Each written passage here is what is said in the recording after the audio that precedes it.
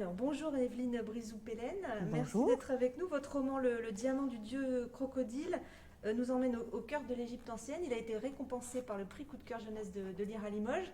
C'est toujours un grand plaisir pour vous d'être récompensé par votre lectorat direct, les enfants. Oh bah là, c'est formidable, hein. Franchement. Déjà, quand on écrit un livre, on ne sait jamais ce qu'il va devenir, s'il va plaire à quelqu'un. Alors, quand en plus, il y a un jury qui estime que c'est le meilleur qu'il a lu, bon, bien sûr, hein, on relativise aussi, il y a plein d'autres bonnes choses, et puis il y a une part de hasard.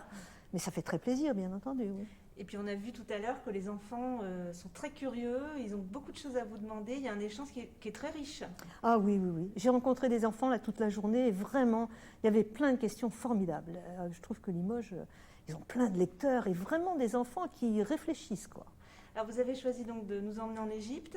C'est vraiment une civilisation qui fascine la France, les adultes, mais les enfants aussi, visiblement. Je crois que ça fascine tout le monde. C'est en fait la plus ancienne des civilisations qui nous a laissé des traces. Alors par exemple, les Celtes, ils ne nous ont pas laissé de traces écrites, au moins il n'y a pas d'écriture, il n'y a pas... Donc ils avaient peut-être une civilisation aussi intellectuelle très développée, mais puisqu'il n'y a pas d'écriture, on ne le sait pas. Tandis que là, on sait que depuis très longtemps, ils ont laissé des traces, quoi.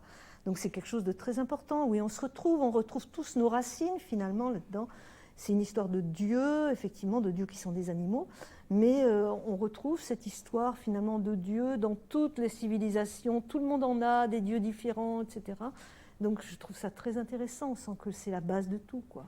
Ça veut dire pour vous un gros travail de documentation, de peut-être même de voyage? Ah oui, oui, oui, bien sûr, je suis allée en Égypte et puis il y a une grosse documentation. Quand j'écris quelque chose qui se passe dans un lieu très précis comme ça, il y a toujours une grosse documentation. Alors c'est un petit livre, donc ça n'a pas été considérable, c'était sur les temples, sur les pyramides, sur la manière dont on a construit le Sphinx, etc., des choses comme ça. C'est quand même limité. Dans d'autres de mes romans, c'est bien plus, bien sûr, considérable comme documentation.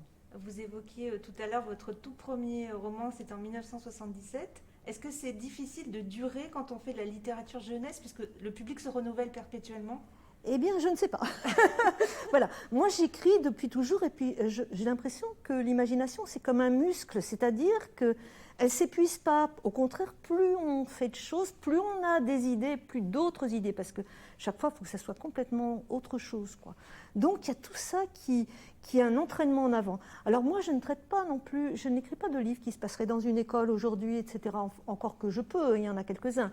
Mais c'est beaucoup de livres qui ont un rapport avec le passé. Et là, c'est indémodable finalement, parce que le passé, je me plonge dedans, l'époque, dans des époques très différentes les unes des autres, mais ce sont des époques du passé, quoi. Donc celles-là, elles sont figées, immuables, finalement, c'est plus facile. Et vous êtes une habituée des rencontres avec les scolaires, avec les enfants.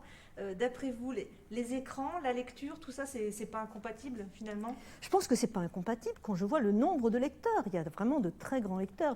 Et puis je crois qu'on se monte un peu la tête en imaginant qu'avant les gens lisaient beaucoup. Ce n'est pas vrai. On n'avait pas de livres d'abord, il n'y avait pas de bibliothèque. Moi quand j'étais enfant, il n'y avait pas de bibliothèque. On avait quelques livres à la maison, c'était La Comtesse de Ségur et Jules Verne. Donc j'ai relu La Comtesse de Ségur des dizaines de fois. Mais moi, dans mes copines de classe, j'étais une des seules à lire. Il ne faut pas rêver de croire qu'autrefois on lisait beaucoup, qu'aujourd'hui pas.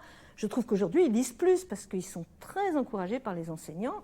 Moi, quand j'étais enfant, je me faisais gronder pour tout dire quand je lisais parce qu'elle n'a rien d'autre à faire que de lire celle-là. Bon, voilà.